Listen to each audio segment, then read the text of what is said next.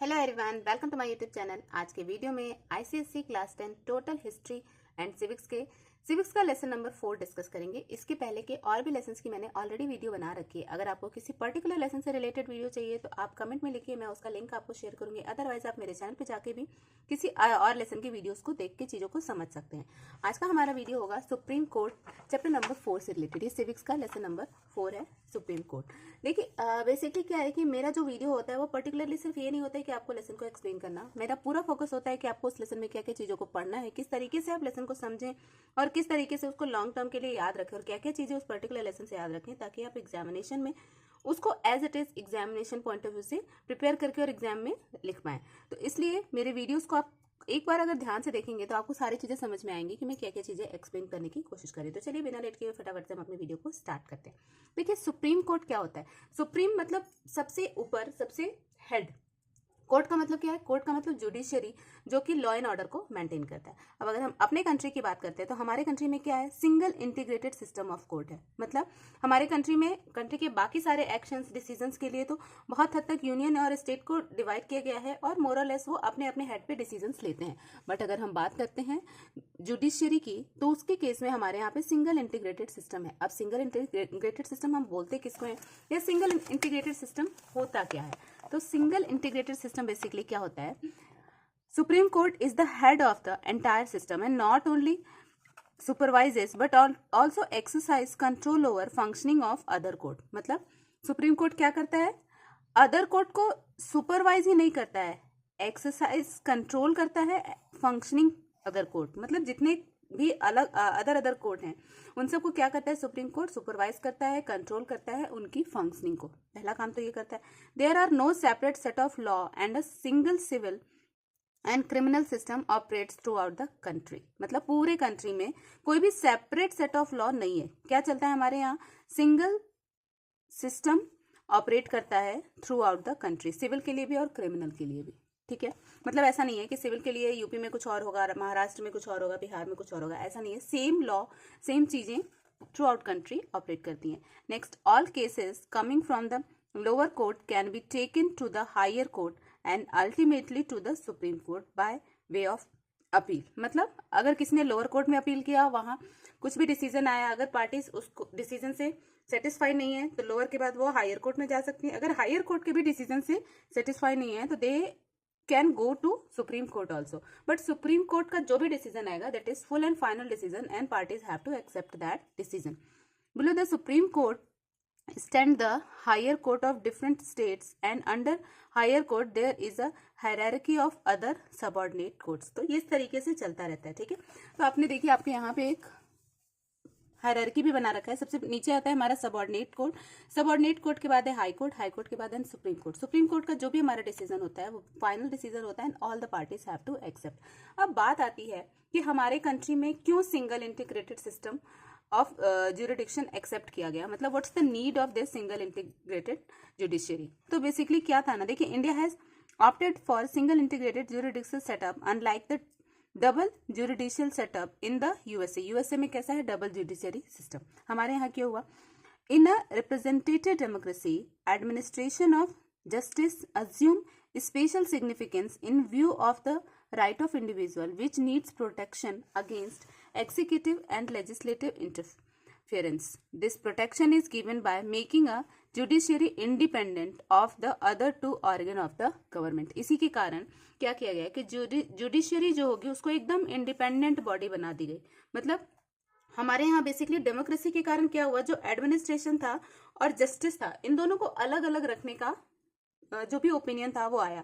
अब एडमिनिस्ट्रेशन और जस्टिस को अलग कैसे कर सकते थे? तो सिर्फ एक ही ऑप्शन समझ में आया कि जो भी हमारी जुडिशियरी है उसको एक इंडिपेंडेंट बॉडी की तरह क्रिएट कर दे।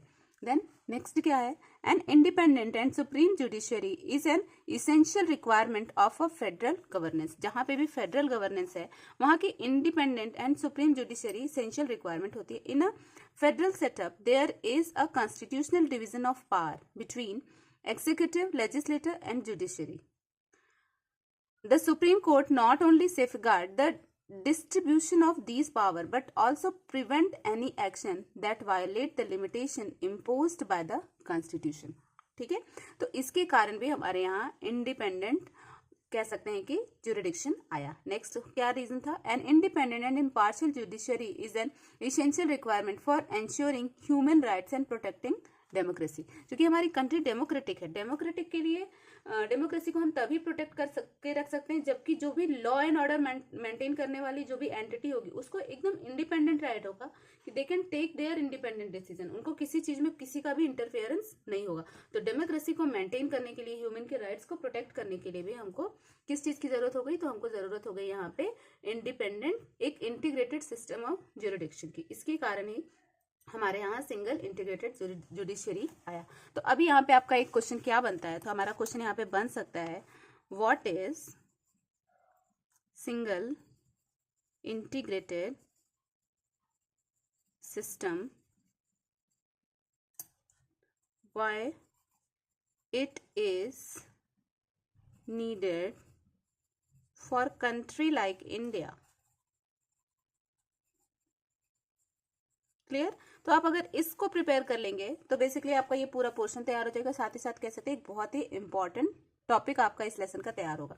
इस लेसन में इससे ज्यादा बहुत कुछ नहीं है। अब हम सीधे सीधे हमारा जो सिंगल इंटीग्रेटेड सिस्टम में सुप्रीम कोर्ट है, हम उसके बारे में ही सिर्फ मेजर चीजों को डिस्कस करेंगे। अब देखिए सुप्रीम कोर्ट क्या है। Supreme court of in India consist of chief justice of India and not more than 33 other जजेस। ओके, तो एक कौन होता है वहां पे? एक चीफ जस्टिस होता है और मतलब 33 या उससे लेस, इससे ज्यादा नहीं होने चाहिए, 33 जजेस until parliament by law prescribes a large number of जज। कई बार ऐसा होता है कि पार्लियामेंट या कोई भी लॉ डिस्क्राइब कर देती है लार्ज नंबर ऑफ जजेस की, तो उस केस में होता है, बट पर्टिकुलरली सिर्फ इतने ही लोग होते हैं। किसमें?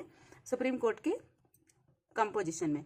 Then the supreme court number of जजेस amendment act 2019 which receives the assent of the President of India on August 9, 2019 increases the number of judges of Supreme Court excluding the Chief Justice of India from 30 to 33। मतलब इसके पहले कितना था? 30 था, लेकिन अगस्त 9, 2019 से कितना हो गया है? 30 से 33 नंबर ऑफ जजेस इंक्रीज हो गए हैं। तो सबसे पहली चीज आपने क्या देखनी है कि सुप्रीम कोर्ट का कंपोजिशन कैसा है। तो कंपोजिशन में मतलब कितने लोग पर्टिकुलरली सुप्रीम कोर्ट में होते हैं। सुप्रीम कोर्ट मतलब जो हेड है हमारे यहाँ के लॉ एंड ऑर्डर को मेंटेन करने के लिए, उसमें कितने पर्टिकुलर लोग इन्वॉल्व होते हैं जो कि मेजर डिसीजंस को लेते हैं।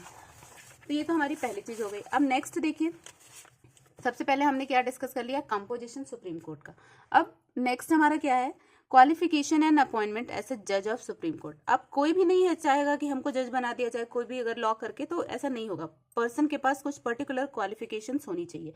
अब क्या क्वालिफिकेशन होनी चाहिए? A person is not qualified for appointment as a जज of supreme court unless he she a citizen of India. तो सबसे पहली चीज तो क्या होनी चाहिए? इंडिया का वो सिटीजन होना चाहिए। दूसरा, has been for at least 5 year a जज of high court or of 2 or more such court in succession. Okay, मतलब एटलीस्ट 5 साल के लिए उसको हाई कोर्ट का जज होना चाहिए और of 2 or more such court, या फिर इसी तरीके के और भी दूसरे कोर्ट में उसको 5 ईयर्स के लिए क्या होना चाहिए? जज होना चाहिए। पहला क्राइटेरिया है, मतलब सुप्रीम कोर्ट का जज बनने का फर्स्ट क्राइटेरिया।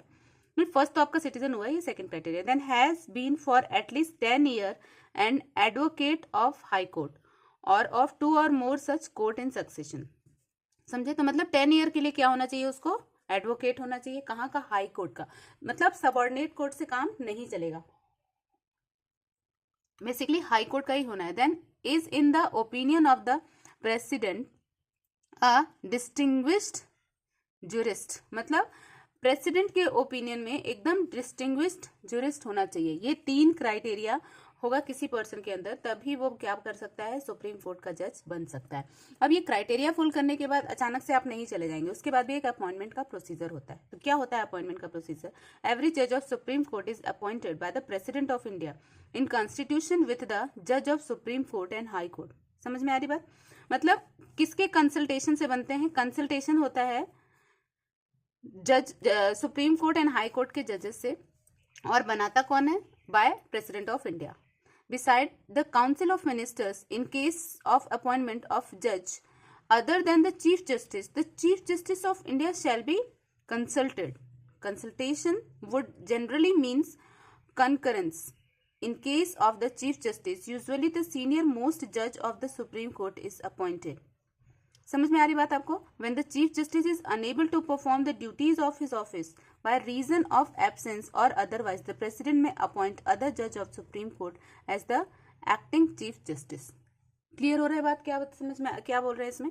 अब देखिए अपॉइंटमेंट का जो प्रोसीजर है ना, उसमें सबसे पहले तो बात हमारी क्या हुई, कौन अपॉइंट करता है? President of India. कैसे अपॉइंट करते हैं? कंसल्ट करते हैं। किससे? जज of supreme court and high court. President of India by any mean supreme court और हाई कोर्ट के जज से कंसल्ट करते हैं एंड क्या करते हैं उसके बाद? Decide the council of ministers in case of appointment of जज other than the chief justice. जज के अलावा जो मतलब जज की अपॉइंटमेंट चीफ जस्टिस के अलावा जिसकी भी होती है, the chief justice of India shall be, मतलब अगर चीफ जस्टिस की खुद की अपॉइंटमेंट है तब तो कंसल्ट नहीं किया जाएगा, but other than chief justice अगर किसी और जज की अपॉइंटमेंट हो रही है तो उसमें चीफ जस्टिस का भी कंसल्टेशन लिया जाता है, मतलब उनका ओपिनियन भी लिया जाता है। मतलब आप समझ लीजिए ओपिनियन किससे किससे लिया जा रहा है? प्रेसिडेंट ऑफ इंडिया का तो ओपिनियन होगा ही, साथ ही साथ और किसका हमारा ओपिनियन होगा? हाई कोर्ट का होगा एंड जजेस ऑफ सुप्रीम कोर्ट का होगा, साथ ही साथ हमारे चीफ जस्टिस का भी होगा अगर चीफ जस्टिस की ही अपॉइंटमेंट की बात नहीं हो रही तो। Consultation would generally means concurrence. Consultation का मतलब ऐसा नहीं है कि उनसे पूछ लेना इनको बनाया या नहीं, उनका कंकरेंस होता है, मतलब उनका उस पर्टिकुलर पर्सन से रिलेटेड क्या ओपिनियन है उसके बारे में वो पूछते हैं। In case of the chief justice usually the senior most जज of supreme court is appointed. Chief justice की अगर हम बात करते हैं, चीफ जस्टिस किसको बनाया जाता है? जो सबसे सीनियर मोस्ट जज होता है उसको क्या बनाते हैं? चीफ जस्टिस बनाते हैं, जो सबसे ज्यादा सीनियर मोस्ट होता है। अब when the chief justice is unable to perform the duties of his office by any reason, वो एब्सेंट है, कोई और प्रॉब्लम हो गई किसी भी तरीके से, तो उस केस में प्रेसिडेंट के पास राइट होता है अपॉइंट करने का, किसको? किसी और जज को for acting chief justice. Acting chief justice की तरह वो काम करेगा। अब देखिए एक्टिंग चीफ जस्टिस की तरह तो उसको हम क्या बोलेंगे? अपॉइंटमेंट ऑफ एडहॉक जज। एडहॉक जज मतलब फॉर अ मीन वाइल किसी को अगर बनाया तो उसको ही हम बोलेंगे। द चीफ जस्टिस में अपॉइंट अ जज of high court as an ad hoc judge of Supreme Court for a period as may be necessary. Such appointments are made with the consent of the President and after consultation with the Chief Justice of High Court concerned.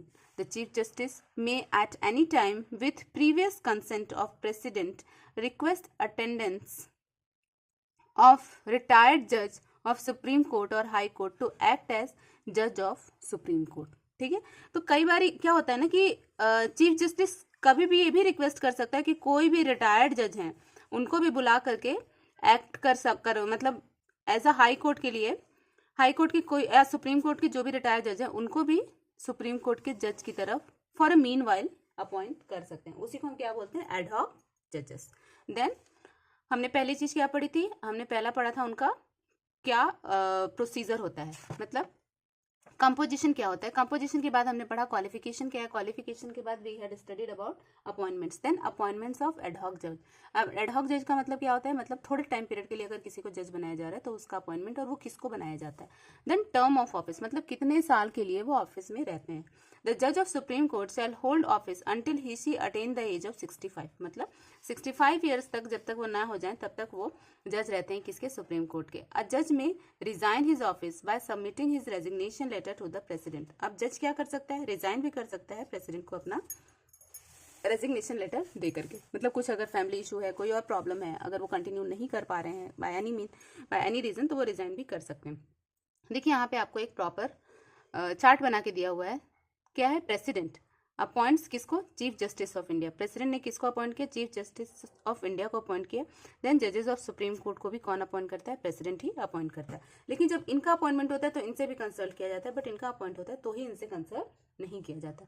The president appoints other जजेस of the supreme court after consulting the chief justice. President इनसे consult करके फिर इनको appoint करता है। ठीक है, तो ये आपका अपॉइंटमेंट का एक छोटा सा चार्ट दिया हुआ है। देन अ जज of supreme court can not be remove from office except by an order of the president on the ground of provide misbehaviour or incapacity. मतलब जज ऑफ सुप्रीम कोर्ट को कब रिमूव किया जाएगा? जब प्रेसिडेंट ने कहीं भी उनका मिसबिहेवियर या इनकैपेसिटी के लिए उनको आइडेंटिफाई किया, अदर देन दैट उनको नहीं किया जा सकता।